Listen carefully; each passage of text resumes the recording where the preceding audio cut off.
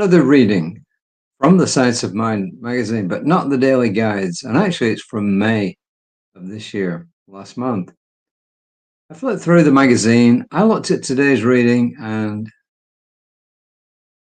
I didn't think it was something that I should read. So I got the gut feel to go back and look through the magazine for May. I was actually thinking about earlier editions as well. I picked May and I found one that is kind of interesting. The lady's name is Jennifer Picnic. She's got a PhD in metaphysical humanistic science. Okay. And it's good, I think, for this day and age. She called it pausing to reflect on context and then underneath worldviews and experiences. And here's what she tells us. Everything has a context and it should be reviewed from within that context. Suffering can result if we don't take time to try to understand what may influence the actions and reactions of others. There's so many factors and conditions that influence our belief systems and individualize each of us. We should approach life not as some sort of on-off switch, but more as a dimmer switch. Some days we connect to spirit more easily than others.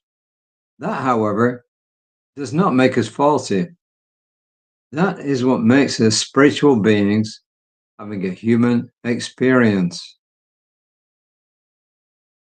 We limit ourselves when we hold our beliefs in a well-defined, fastened box. We can all benefit by learning to be more tolerant of others. I would add, to be more accepting of others, as well as of ourselves. Same applies. We need to learn to expand our perspectives with the goal of true unity rather than the easiness of separation.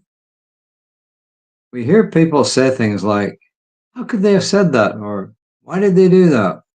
Without stopping to try to answer the same questions. She says, what if we pause and attempt to understand the context and the other person's frame of reference? We seem more prone to jump to conclusions based on our own worldviews rather than taking the time to understand. Yes, understanding can be difficult and it can take many tries. But she says, I believe it's our mission to never give up on finding compassion, empathy, and gratitude. Yep, wholeheartedly agree. And I've changed our language around a little bit here. Let's stop, reflect, and ask ourselves, as well as others, until we each have a better grasp of where the other's coming from. Let's remember that we're all born the same, but our definitions, labels, and judgments evoke differences.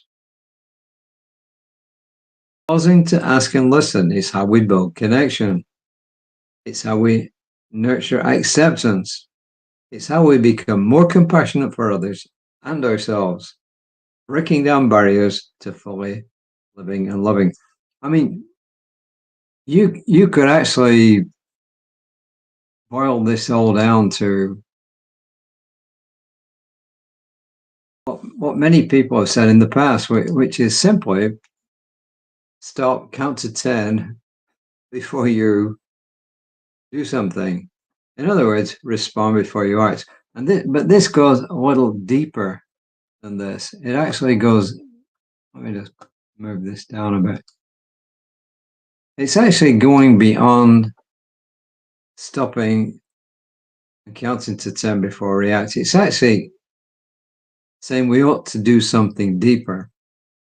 So in other words, before we critique, and I'm using critique as opposed to criticize, either criticize or critique someone else's opinion, then we need to reflect on what their opinion is. And that's definitely true in politics today, because it seems that there's two different sides and near the twin shall meet, but that's not true. If you actually took a poll of what people believed in, and you had a fairly long list, you'd find, I'm sure, and I've not seen any evidence of this, but I'm sure you would find that people of opposing political views and often opposing religious views share a lot of things in common. There's that old expression about walking a mile in somebody else's moccasins, which really says, look, if you can't understand what the other person's saying, you can't understand what they mean, then let it go. Don't criticize or critique them. But if you are able to actually come to an understanding of their point of view, then it's almost guaranteed that your response will be different. I can give you a working example of how this used to happen in corporate life when I was still with the oil industry. When we were building a project, we had different groups of people with competing interests. You had the project team that just wanted to get the job done to the spec as fast as they could. You had the contractor wanting to maximize their profits. You have the person or the department division that wanted the project done, the owners of the project. You had the group that I was involved in, which was the negotiation team and helping people do things within the company's parameters. You had a legal team making sure that if it ever went to court, we'd be covered. And that what we express in the contract is really what we want. And then you had the finance team, which just wants to get everything done as cheaply as it possibly can. And if you can imagine on a project, these are apart, put the contractor at one side, but the rest of them, they're really competing views in a lot of cases. And my job as one of the negotiators was often to get consensus between all these disparate groups. And one way we have done it, we would role play. But what we would do is we would switch people's roles. We would have the project manager act as the finance guy. We would have, the attorney act as the client when he wanted the job done, and so on and so forth.